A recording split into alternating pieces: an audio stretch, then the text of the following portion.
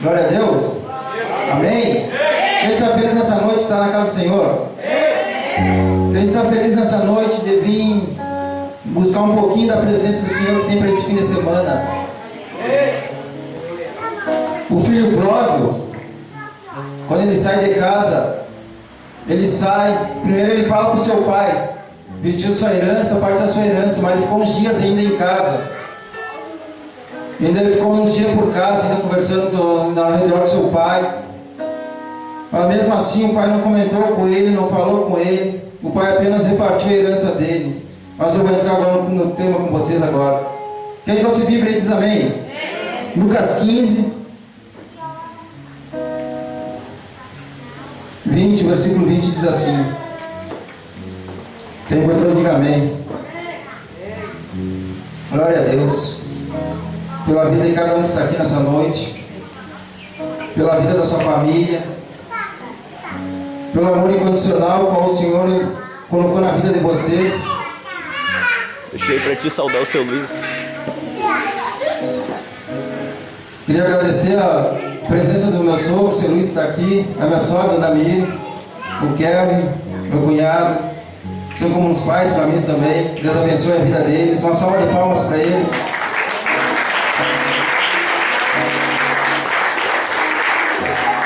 Amém? Diz assim a palavra do Senhor.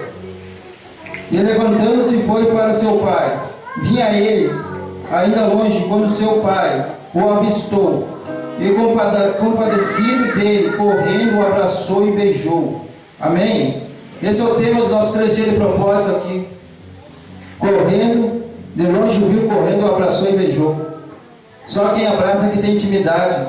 Só quem beija é quem possa ter intimidade. Não é qualquer pessoa que vai vir correndo vai abraçar você. Não é qualquer um que vai chegar correndo e vai beijar você. Então nessa noite aqui, quem quer um abraço? Quem quer um abraço nessa noite? Quem quer um abraço nessa noite? Então você levante seu lugar e dê um abraço no mínimo em 2 pessoas que você não conhece. Eu conto com os filhos da casa aqui nessa noite. Eu conto com os filhos da casa nessa noite. Vamos, igreja, vamos! Eu conto aqui, ó. Abraço, que bom que você está na casa do Senhor. Que bom que você vem. Que bom que você está aqui nessa noite. Cumprimente, cumprimente. Se você para, o inferno avança. Se você avança, o inferno estremece. Então, que as portas do inferno prevaleçam contra você, que caia timidez sobre vocês, que você não entenda, que você busque agora cair todo bloqueio mental e timidez. Isso, coisa linda ver se abraçando. Num carnaval, numa festa, a gente chama uma pessoa de longe e diz: ei, fulano, como é que tá? Quanto tempo não te vejo? Há quanto tempo não te via? E às vezes dá um abraço dele mesmo. Quando a gente quer abraçar ele, em Alegrete, lá nós temos um obreiro, Valdir. De longe ele chega uma pessoa e já vai abrir os braços assim, ó. É assim que nós temos que ser nesse tempo, abraçar as pessoas. Não importa que a gente conheça ou não, que a gente tem que transmitir para ela o amor de Cristo que está sobre nós. Assim como um dia Deus abraçou nós com o seu amor. Talvez a gente tenha saído de casa também, quantas vezes já perdeu tudo. Mesmo assim o Pai nos aceitou novamente em casa, nos colocou um anel novo, uma sandália nova, para a gente passar isso para outras pessoas, não para a gente ficar para nós. O testemunho a gente tem que contar. Aqui a parábola fala de 2 filhos, de um pai que tinha 2 filhos. E a Bíblia fala, ela relata sobre o mais moço. Certo dia ele chega para o seu pai e fala: pai, eu peço a ti toda a parte da minha herança agora. Eu vou ler para vocês. O mais moço dele disse ao pai: pai, dá-me a parte dos bens que me cabe. E ele repartiu os haveres. Passando a mão, não muitos dias, o filho mais moço, juntando tudo o que era seu, partiu para uma terra distante e lá dissipou todos os seus bens, vivendo dissolutamente. Amém? Aqui, filho pródigo, eu procurei o significado de filho pródigo. E significa esbanjador, gastar aquilo que não tem. Quem conhece pessoas que gostam de esbanjar? Quem gosta de gastar além do que não tem? É forte, né? Mas é o significado do filho pródigo. Ele tinha tudo dentro de casa. Ele tinha tudo dentro de casa. Tinha fartura, tinha família, mas mesmo assim não era o suficiente para ele. Tinha seu pai. Eu penso para mim que falta de pai, de paternidade não tinha dentro de casa, senão o pai dele não tinha recebido ele novamente dentro da sua casa. Eu penso para mim, se ele não tivesse o amor do seu pai, ele não se lembraria em voltar para o seu pai, ele pensava em voltar para qualquer pessoa, menos para a casa do seu pai. Então quer dizer que ele tinha amor dentro da sua casa, que ele tinha pai, ele tinha uma referência de pai dentro da casa. Quantos de nós nesse tempo, muitas das vezes a gente não busca passar uma referência de pais para os nossos filhos. Nesse tempo, nós temos que ser espada e escudo dos nossos filhos. Por que espada? Espada é da proteção, é atacar para o seu filho. Escudo é proteger, dizer para ele os momentos mais difíceis dele: ei meu filho, pode se esconder atrás de mim, pode ficar atrás de mim. E filhos nesse tempo, seja o exército dos seus pais nesse tempo, seja o exército dos seus pais, igual encoraja eles a caminhar para uma guerra. Filhos, sejam os exércitos dos seus pais nesse tempo, encoraje eles a caminhar, encoraje que tem de pais dentro de casa, triste, chorando por causa dos filhos que não acompanham, filhos que ficam em casa, filhos que andam com cada um para um lado, ou cada um para os lados, pais para outros, porque não entende muitas das vezes o significado de proteção de pai e de mãe, porque não buscam a referência, dos seus pais. Prefere buscar referência em outros na rua que buscar dentro de casa. A espada, o que é espada? Espada é ataque. Espada é proteção, é proteger. Tu vai só ir lá arrancar uma espada, tu for proteger, atacar. Senão tu não arranca uma espada. E escudo. Escudo é proteção, proteger teu corpo. Proteger quer dizer coluna. Por isso que nós pais nesse tempo temos que ser coluna, temos que ser espada.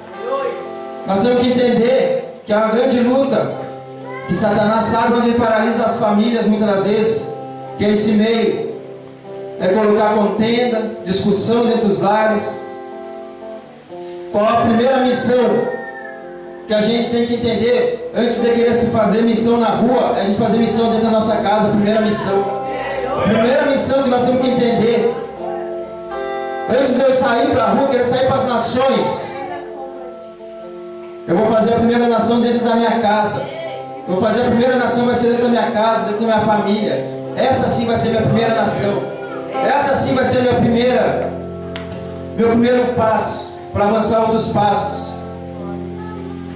Porque a Bíblia fala para a gente ensinar o caminho. Nossos filhos, depois deles grandes, eles não vão esquecer. Eles não se perdem. Mas às vezes é o contrário. Às vezes os filhos têm 10, 12 anos e já querem sair de casa. Porque não se dão com os pais, não se dão com as mães, ou é com o irmão. E a primeira coisa diz: eu vou sair de casa. Menor de idade, às vezes, muitas das vezes, quer sair de casa. Acha que é fácil sair sem um limite, sem uma proteção de um pai, de uma mãe. Só quem já saiu aqui alguma vez de casa, quando pequeno, menor, sabe o que é. Sabe o que é no significado que eu quero falar nessa noite. Porque é fácil a gente dizer: eu vou sair.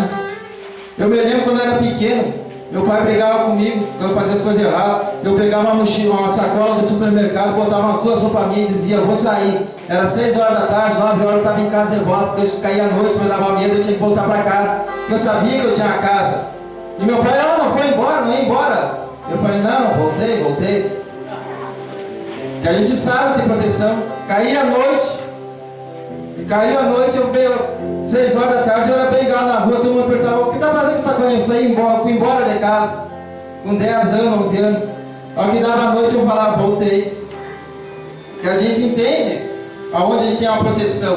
A gente entende o que é uma proteção, um direcionamento. Muitas das vezes os filhos, nós somos filhos, não queremos seguir o que o pai está falando, o conselho que o pai e a mãe estão dando. Não queremos seguir o conselho qual eles um dia já aconselharam eles também. Um conselho qual um dia já aconselharam eles, os seus pais, seus avós aconselharam eles. Que nós nesse tempo temos que buscar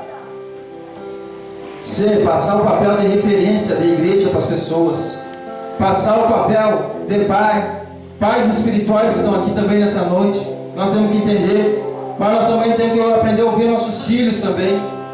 Só a gente expor uma regra é fácil, mas no dia que eles quiserem sair dessa regra, nada segura eles, porque nunca teve um diálogo, nunca teve uma conversa, sempre foi uma regra posta sobre os pais, sobre a vida do fulano. Tu vai, faz isso, mas muitas das vezes a gente nunca parou para escutar um filho. O que tu pensa para ti? O que é para ti? Qual é o passo que tu quer seguir para tua casa, futuramente para tua família? É fácil a gente pôr muitas vezes uma regra, um regime. Criança, quando ela é pequenininha, ela obedece, diz tal hora está em casa, mas chega uma tal certa hora, um tempo, ela vai crescer e ela passa 10 minutos, 5 minutos, 10 minutos na rua e já vai quebrando regra, porque foi imposto uma regra, nunca foi uma conversa, um diálogo. É mais fácil dizer, 9 horas esteja em casa. Se tu passar desse horário, tu já sabe. E a pessoa fica com aquilo com medo, maquinando. Mas o dia que ela enfrenta o medo dela, ela passa às 9, passa às 10, passa às 11, porque ela entende que foi uma regra que foi imposta sobre ela. Nesse tempo nós estamos vivendo uma grande diferença. Qual a igreja e a mulher tem uma grande diferença. A mulher muitas das vezes ela gera na alegria, no prazer, mas dá luz na dor. E a igreja está sendo contrário. A igreja está gerando na dor e dando a luz no prazer. Ela está gerando na dor e dando a luz no prazer. Por que gerando na dor? Por pessoas às vezes perdem a sua noite. Líderes que sabem que quem ora perde essa noite, buscam uma palavra, um direcionamento para as pessoas, e muitas das vezes as pessoas viram as costas. Ou é aquele filho que tu fala 5 anos com ele a mesma coisa, fulano, muda isso, e ele vem sempre o mesmo choro, sempre o mesmo choro. Você diz, e você pensa, Deus, por que, Senhor? Isso ia gerar na dor. Mas quando aquela pessoa está ali depois, com um microfone, falando de Jesus para as pessoas, dizer, eu gerei com dor, mas com alegria está dando fruto agora. Eu gerei com dor, mas com alegria está dando fruto agora. Por onde ele passa, agora as pessoas podem dizer, este é o homem de Deus. Mas para se tornar um homem de Deus, alguém pagou um preço por ele. Alguém pagou um preço por intercessão. Eu estou aqui hoje com o microfone na mão, mas eu tive líderes que pagaram um preço para mim estar aqui hoje. Eu tive líderes que muitas das vezes choraram, tiveram dores pela minha desobediência, por onde eu passava, que muitas vezes eu não ouvia, mas sempre quando eu precisei, eu sempre sabia onde eu reconhecer, aonde recorrer, aonde eu sabia que tinha um anel novo, uma aliança, uma sandália nova para mim. Eu sempre soube onde que eu podia me esconder, eu sempre soube onde eu podia ir para casa do escudo, quando Satanás muitas vezes queria me atacar.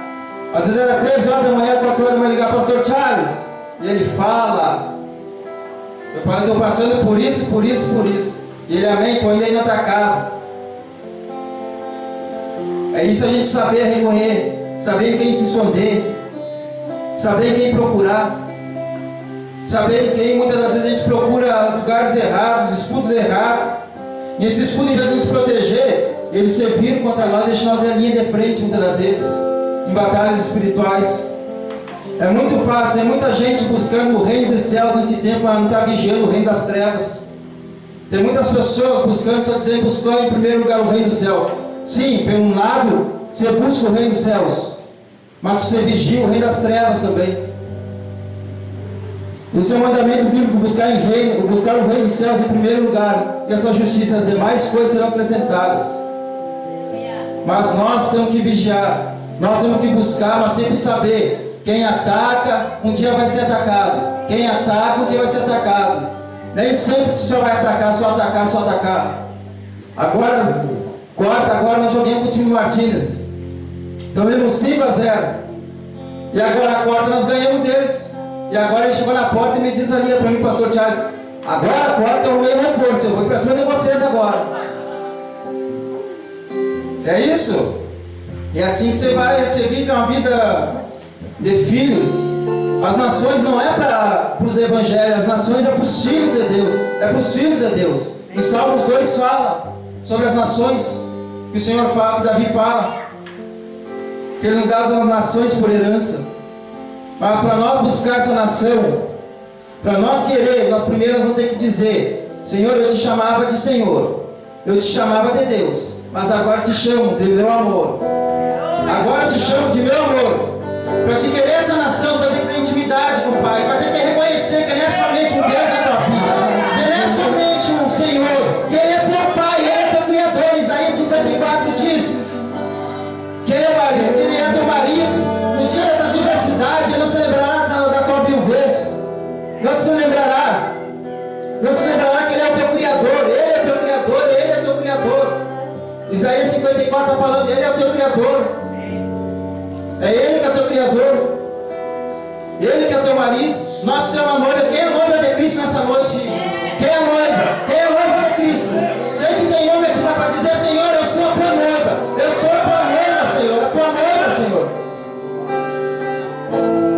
Chamo de Deus e de Senhor. É uma grande diferença chamar de Deus, de Senhor, e te chamar de meu amor. Você me atreve a te chamar. Você se atreve essa noite? Será que você possa atrever essa noite e começar a dizer para Ele? E de Senhor. Chamo de Deus e Salvador. Você me atreve a te chamar de meu amor.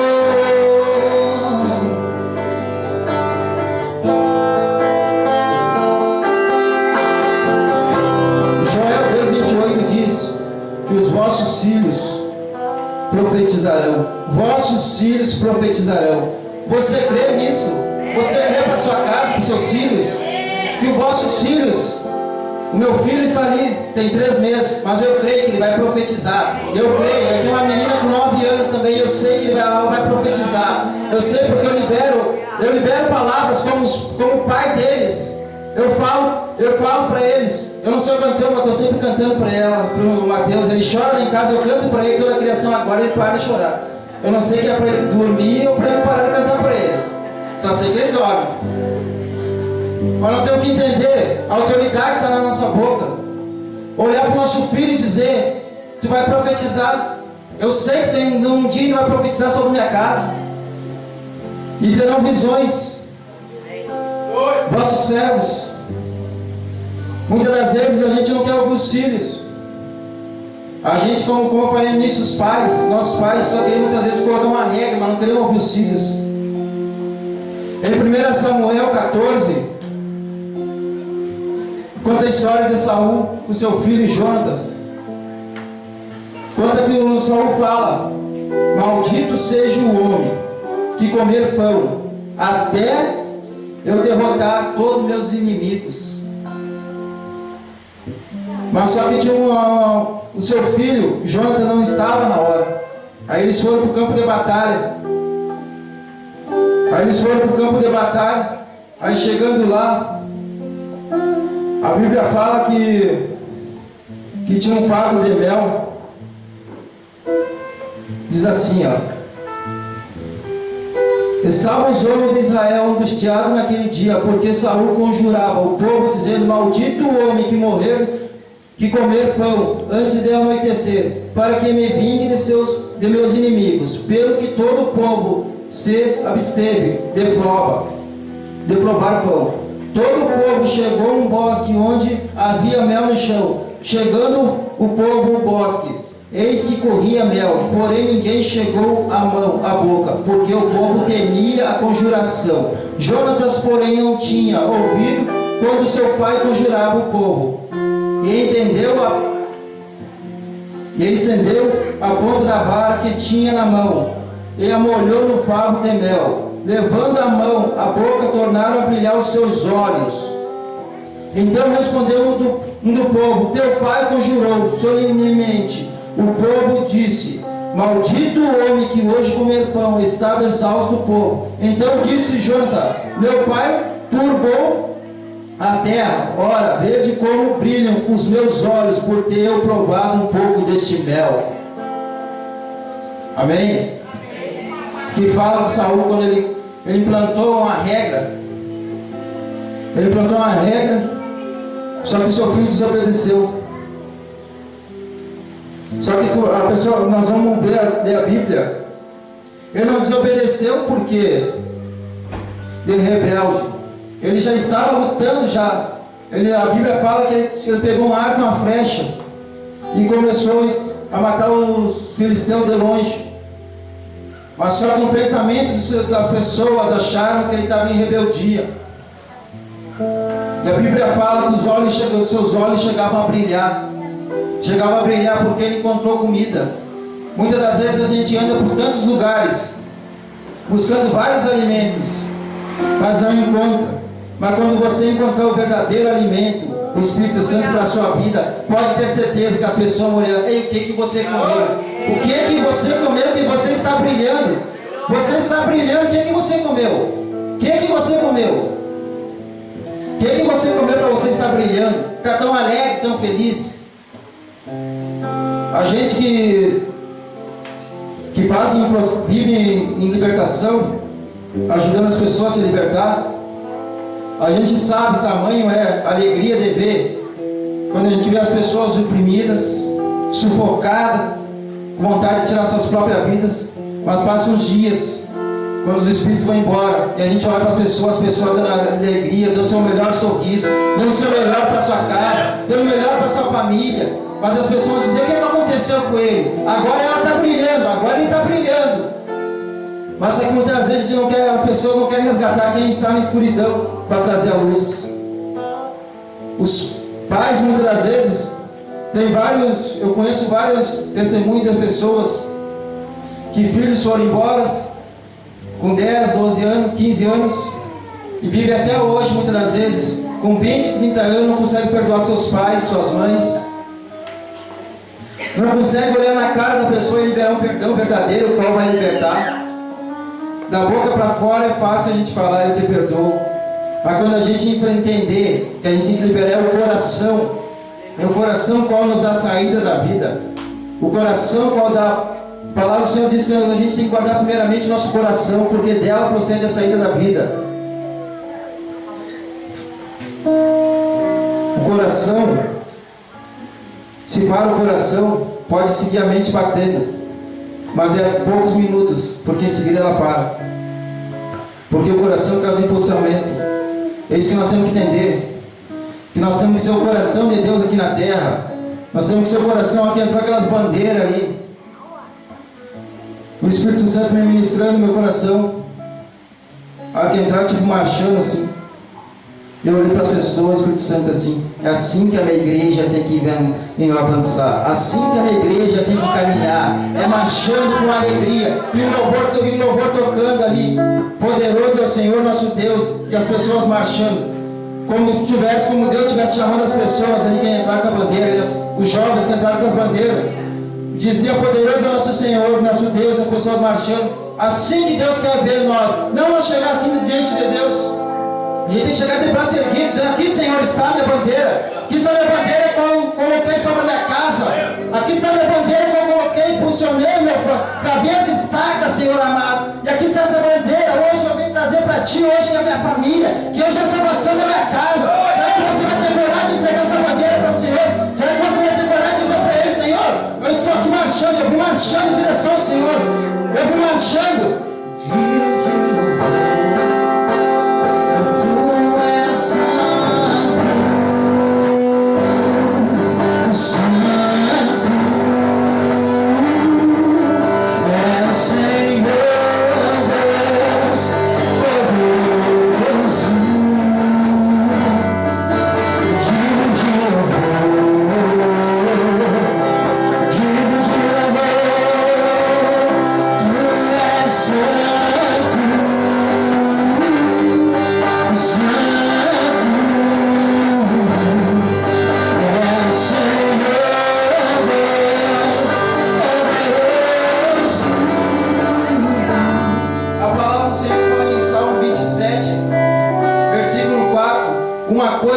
Ao Senhor, que todos os dias da minha vida eu esteja em sua casa. Todos os dias. Imagina todos os dias. Mas tem filhos que saem de casa porque não aguentam mais olhar para seus pais. Tem filhos que querem sair de casa porque não suportam mais olhar. E nós somos pais, qual a referência? Nossos filhos, quando tiver 30 anos, 40 anos, eles vão se lembrar da nossa referência, dizer: ainda eu tenho uma casa que eu sei que eu posso voltar para lá.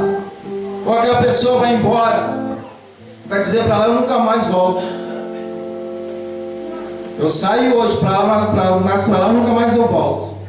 Ou a gente pode dizer: eu posso voltar, eu tenho certeza que eu vou voltar, que tem um pai que me espera, tem um pai que me espera, tem uma família que me espera. É muito fácil a gente dar o passo para fora de casa. O difícil é a gente manter nossos passos lá fora. Colocar o pé para fora da porta é fácil. Difícil é nós manter nossos pés lá fora de casa, sem uma proteção, sem um abrigo. Eu falo em proteção e abrigo em várias áreas, tanto no natural como no espiritual. Uma coisa eu peço ao Senhor: que eu esteja na sua casa todos os dias da minha vida. É como o pastor Charles falou, a igreja nesses tempos anda tão medíocre, que é tão fácil a gente cultuar uma hora e meia. Cultuar uma hora e meia, e a gente olha no relógio, já vai acabar o culto. Mas quando a gente vem para um ambiente, se esquece da hora, só se lembra em adorar o Senhor. Porque quando a gente está numa festa, a conversa está boa com um amigo, com uma amiga, num churrasco ou numa roda de chimarrão, a gente não procura não olhar o relógio. A gente não quer que acabe aquele momento. Quando eu olho, já é 3 horas da manhã, às vezes tu começa a conversar às 7 horas da noite, quando é 3 horas da manhã, virada da meia-noite, vai dizer: já é tudo isso, como é que eu não vi passar a hora? O problema é que a gente vem controlando a hora quando a gente vem para a casa de Deus. Que a gente começa a controlar o Espírito Santo, que a gente começa a controlar o limite, quer colocar limite, quer colocar uma regra nele. Senhor, o Senhor vem, nós vamos cantar 2 louvores, vamos ministrar, e no final o Senhor vem cantar libertação, cantar cura. Por isso que a gente fala aqui, a gente não tem um conjunto de regras aqui nesse ambiente. Se Deus falar, faz libertação, desde o início a gente ora. Se Deus falar, adora, desde o início a gente adora. Porque a gente não convive com isso. Por isso que a gente fala muitas vezes, por isso que as pessoas muitas vezes falam do caíte. As pessoas dizem: lá tudo pode, lá tudo pode. Lá você ouve bastante alegria com essa frase: não, no caíte tudo pode. Pode, porque a gente não coloca uma regra na pessoa, não discrimina a pessoa de vir adorar aqui nesse ambiente, dizendo do jeito que ela está, ela pode aceitar. Porque é muito fácil falar para uma pessoa assim: ei, vem do jeito que tu está, Jesus tem que ir assim. Mas a gente manter essa pessoa do jeito que ela está, trazer ela para dentro, trazer ela para um ambiente do jeito que ela está, ela não vai poder ficar. Porque a Bíblia fala que a gente tem que adorar só um Deus. Que onde está o Espírito Santo não tem liberdade. Onde o Espírito Santo vai estar, ele vai tomar total liberdade dentro de você, vai dizer: ei, sabe esse vício? Tem que sair. Sabe essa vontade? Tem que sair. Qual que vai sair? Por isso que muitas vezes é uma luta das pessoas entre a alma e o espírito. Por isso que é uma luta das pessoas entre a alma e o espírito, dizendo: eu ouço a alma trazendo meus desejos, eu ouço o espírito me trazendo confronto, dizendo: não, ei, pensa bem o que tu vai fazer. Pensa na tua atitude. Tu fazia isso? Tu ia fazer? Ou nós ouvimos a nossa alma dizendo: faz, que Cristo perdoa, te aceita assim mesmo. Cristo aceita nós do jeito que a gente somos, mas não aceita a gente viver depois que a gente conhece Ele, conviver com as mesmas coisas, viver do mesmo jeito como um dia Ele nos resgatou. Ele busca nós, Ele resgata nós. Um dia eu falei uma coisa: muitas das vezes ninguém quer sujar as mãos na lama, mas quando tu ajuda uma pessoa a se levantar, ela toma um banho. Ela toma um banho, coloca uma roupa nova, aí vem um monte de pessoa cruzar e abraça ela. No momento que ela estava ali, poucas pessoas. Por causa de uma parábola que tem na Bíblia do bom samaritano, que fala somente sobre isso. É difícil as pessoas cruzarem e estenderem a mão, mas quando aquela pessoa está pronta, está firme, depois todo mundo quer que ele esteja no convívio social. O diamante, ele é encontrado na lama e ele passa por um bom processo antes de estar na vitrine, antes de estar num dedo, num colar. Mas só quem sabe o trabalho que esse trabalhador tem de procurar eles. Esse tempo, lá no meu colégio, tem uma frase que diz: todos querem as flores, mas ninguém quer sujar suas mãos na terra para plantar. Todos querem, ou seja, é mais fácil pegar ele bonitinho do que a gente plantar. É mais fácil pegar bonitinho do que a gente plantar. É como o pastor Charles falou já. Quando a gente era 8 na Paysandu e hoje a gente está aqui. Depois, onde a gente foi plantado, onde a gente começou a dar fruto aqui nesse ambiente, nesse tempo, com as pessoas que convivem, começam a dar fruto.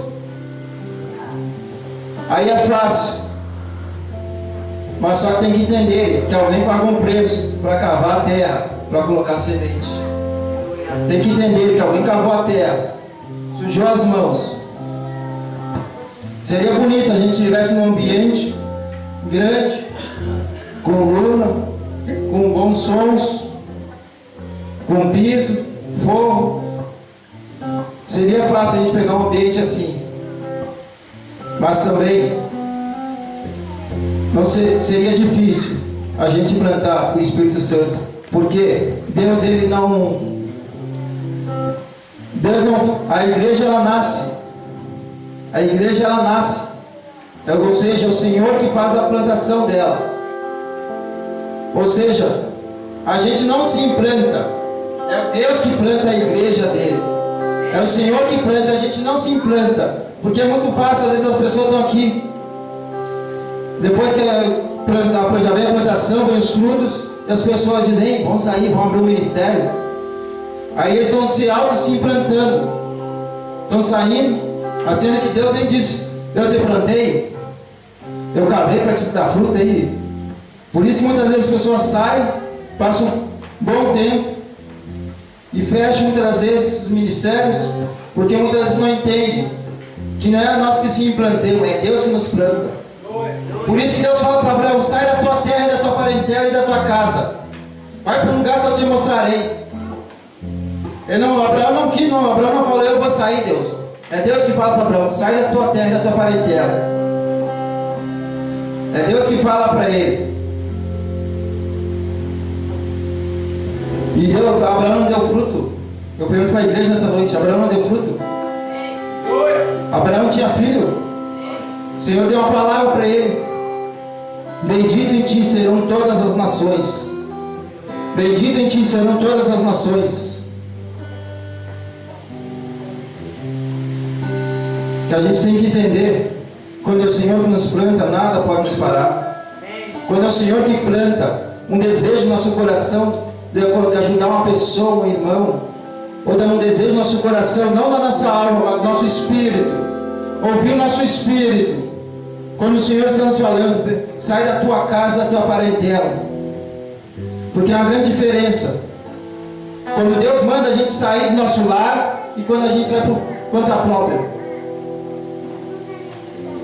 Eu fico imaginando, olhando para o Mateus, e eu olho e penso assim: Deus, será que algum dia, Senhor amado, o Senhor vai poder chegar para um neto meu, para um filho meu, e dizer assim: eu sou o Deus do teu pai, o Deus de Abraão, de Isaac, de Jacó. Imagina. Eu fico olhando para ele, fico pensando: Senhor, será que algum tempo alguém vai chegar assim e dizer: eu sou o Deus do teu avô, eu sou o Deus do teu pai. Quando o pastor Thiago me convidou para vir para cá, eu estava com uma dúvida de vir para cá para o Uruguai. Eu disse: eu não vou deixar minha casa, minha família, vou ficar. Eu falei: que certo é só com o pastor Thiago. E um dia eu fui na minha tia falar com ela, que eu tinha uns animais lá na chácara dela. E a tia: e aí, tá pronto para ir para o Uruguai? Eu falei: não, tia, não vou aí, eu acho. E aí ela pegou e me disse assim: tu sabia que o teu avô era missionário? O teu avô juntava todas as crianças que tinha aqui, tudo que é congresso, ele botava dentro de um trem, pagava as passagens para todos e levava todos os filhos dos vizinhos com ele. E um dia tinha uma palavra sobre ele que falava bem assim para ele, que um neto dele ia sair pelas nações. E eu falei, Deus, esse neto sou eu, Deus. Esse neto vai ser eu, Senhor amado. Esse neto sou eu, Senhor amado. Aí eu cheguei e falei, pastor Tiago, eu estou indo, eu venho com vocês. Porque eu vi, eu sou o Deus dos teus avós, Deus dos teus pais. E eu fico olhando, Deus, tomara um dia, Senhor amado, o Senhor me fortaleça, Senhor amado, que um dia eu chegue e falo para o meu filho, para minha filha, dizendo assim, eu sou o Deus dos teus pais. No momento que estiverem em turbulência, eles poderem reconhecer, não um Deus de religião, mas sim um Deus do reino. Porque em Lucas 10 fala que o Senhor fala um dia aos seus 70 discípulos, dizendo, vão sobre as nações. E lá chega e anuncia que o reino de Deus é chegada a hora. Que o reino de Deus é chegada a hora. Será que a gente pode olhar, deixar essa referência para os nossos filhos? Dizer para ele um dia, o Deus da minha mãe, o Deus do meu pai, o pai do meu pai, o pai da minha mãe. Porque Elias e Eliseu, quando Eliseu sabia que estava sabendo que Elias ia ser tomado, e ele aconteceu todo o redemoinho, a carruagem de fogo. Só que nisso eles tinham atravessado um mar, atravessado um rio, o Rio Jordão. E Elias, ele bate com o seu casaco na água e fere as águas, a Bíblia diz. E eles cruzaram. Só que lá aconteceu que Elias foi tomado. E por lado de lá estava só Eliseu. E Eliseu tinha que voltar, tinha que atravessar. E a Bíblia fala que ele pega o casaco de Eliseu e diz que o Deus de Elias abre. Ele não conhecia o Deus de Elias. Ele apenas ouvia falar um Deus que Elias pronunciava. Ele falou que o Deus de Elias. Elias deixou uma referência de um Deus para ele, de um Deus Pai. Por isso que eu falo, muitas vezes as pessoas choram. Diz que meu pai, minha mãe me abandonou, nunca me cuidou. O que gera você não foi o que gerou você muitas das vezes. É o que você se gera depois de grande, depois de adulto. O que vai gerar você vai ser a sua atitude, seu posicionamento, o seu pensamento. O que vai gerar você, a sua mente. Às vezes tem pais que tiveram traumas com seus pais no futuro e querem carregar na vida dos seus filhos. Pais que carregam consigo. A minha mãe, meu pai me ajudavam. Eu vou fazer isso mesmo, meu filho, meu pai, minha mãe me pôr esse regime, essa regra sobre mim. E assim eu vou carregar. Assim eu vou levar sobre eles também. Cada tempo é um tempo diferente. O que aconteceu lá com você não quer dizer que vai acontecer na vida dos seus filhos. Basta nós dizer para o Senhor, porque a Bíblia fala que a maldição acompanha até a quarta geração. Se a gente não se posicionar dizendo, Senhor, eu me posiciono, o que aconteceu na minha vida, não quero que aconteça na vida dos meus filhos. Você já está quebrando o legado, que é passar para a vida dos seus filhos, seus netos, seus bisnetos. Mas no momento que você diz, Senhor, eu quebro, Senhor, essa maldição, Senhor amado, eu não vou carregar isso comigo, eu não quero que acompanhe a vida dos meus filhos. Eu quero dizer que você está tomando um posicionamento. Esse dia eu conversava com a Verônica lá em casa sobre libertação. E ela me perguntou por que muitas vezes as pessoas se perturbam bastante. E eu falei para ela, sabe uma coisa? E o Espírito Santo me ministrou. Depende do ponto de vista que você conta essa história de vida. Tem pessoas que contam essa história de vida com um modo de superação. Dizem, pastor, eu passei tudo isso. Passei tudo isso lá atrás. Mas hoje estou aqui de pé. Ou vai dizer, a minha mãe, meu pai me fizeram isso quando eu era pequeno. Porque eu sofri. Eu sofri. Aí já conta com um jeito de medo, de mágoa, de rancor, está contando a história. E a Bíblia fala que o espírito maligno se possui, com ele traz mais 7. Então quem conta história, veja bem do jeito que eu estou contando suas histórias. O modo que vocês contam. Vocês contam com modo de superação ou com modo de trauma?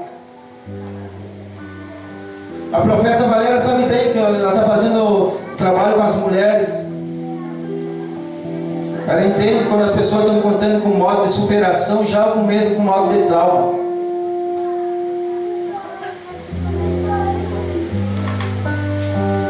O trauma às vezes só prende nós, só puxa nós para trás. Quando a gente pensa que vai avançar, a gente olha para trás e diz: mas eu caminhei até aqui só, eu não vou conseguir avançar mais. Aí você volta tudo atrás, para chegar até onde você já tinha chegado um dia. Se você conta com jeito de superação, com modo de superação, você vai dizer: eu parei aqui, mas eu estou avançando, eu estou caminhando, eu estou caminhando, eu estou caminhando, eu estou caminhando. Agora quando eu vinha, eu estava com grande expectativa que a minha mãe e a minha filha iam chegar hoje de noite. Estava feliz, que ia passar o fim de semana junto com ela, com a minha mãe. E agora ela me ligou 7h30 dizendo que o motorista do ônibus não deixou eu embarcar por causa da Nicole, não tinha ficado documento da Nicole, da minha filha. Ele quis me entristecer. E eu falei para o Senhor: Senhor, o Senhor sabe de tudo. E a Verônica falou: não te preocupa, às vezes Deus está dando livramento. Eu não vou questionar Deus. Não é eu vou questionar Deus: por que a minha mãe está aqui? Eu vim pregar hoje, Senhor. Por que a minha filha não chegou hoje? Deus sabe seus modos de trabalhar. E aí eu vou estar batendo cabeça dizendo: Deus, por quê? Deus, por quê? Muitas vezes é isso que a gente tem que entender. Quando Deus está nos dando livramento, Deus está colocando a sua mão, e a gente quer puxar. E a gente quer puxar a mão de Deus, dizendo: Deus, vem, Deus, traz. Não é a gente que puxa a mão do Senhor, é a mão dela que está lá sobre todos os dias. É uma coluna. A Bíblia fala sobre a coluna de fogo. E de dia era uma nuvem que caminhava sobre o povo. E essa nuvem caminha sobre nós. E essa nuvem caminha sobre nós. Por onde nós passamos, essa nuvem caminha com nós.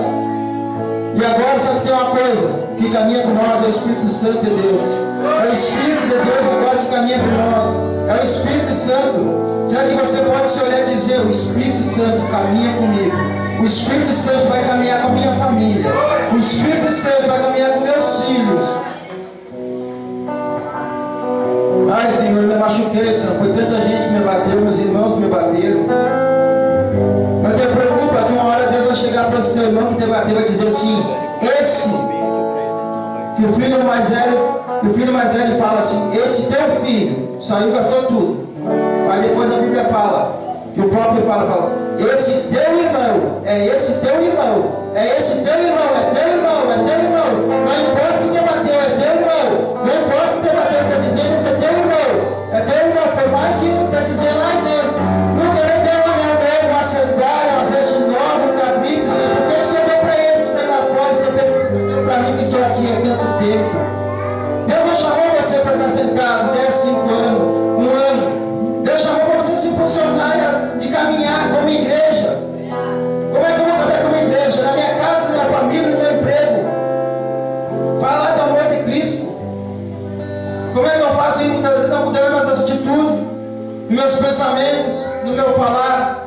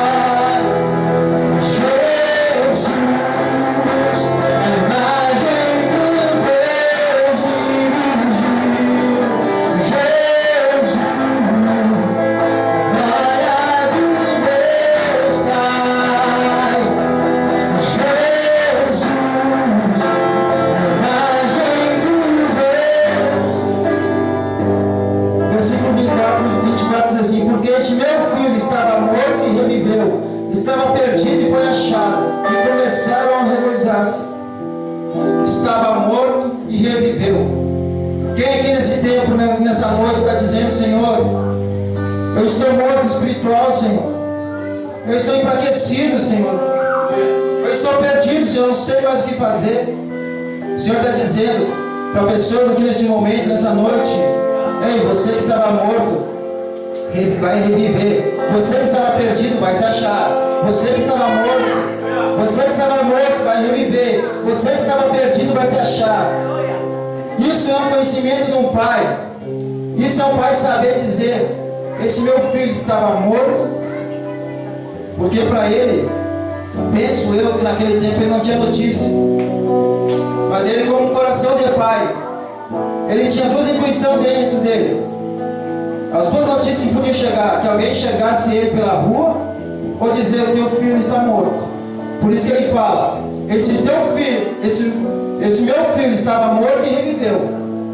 Ele tirou duas palavras de dentro dele, dizendo que ele pensou com ele, que ele pensava: o meu filho está morto ou se perdeu. Qual dos dois agora? Só que muitas das vezes a gente esquece de retirar as palavras que a gente coloca, você autocolocamos. Por isso que ele fala: esse meu filho estava morto e reviveu, estava perdido e foi achado. Estava morto e reviveu, estava perdido e foi achado. Muitas das vezes a gente tem que renunciar às palavras que a gente fala. A gente tem que renunciar. Porque é uma grande palavra. Imagina a opressão que o pai dele estava pensando na morte do seu filho. A grande opressão que ele estava dizendo: meu filho tinha tudo dentro de casa, saiu. Aonde ele está essa hora? O que ele está fazendo? Só quem é pai, quem é mãe sabe que quando o filho sai de noite, a preocupação que fica dentro, um barulho no portão, é um cachorro que late, a pessoa já diz: é meu filho que chegou. Ou muitas das vezes teu filho pode chegar ou não chegar. Essa é a preocupação que os pais têm. Mas a primeira preocupação, sempre o desejo dos pais é dizer: meu filho chegou, meu filho chegou. Essa é a preocupação.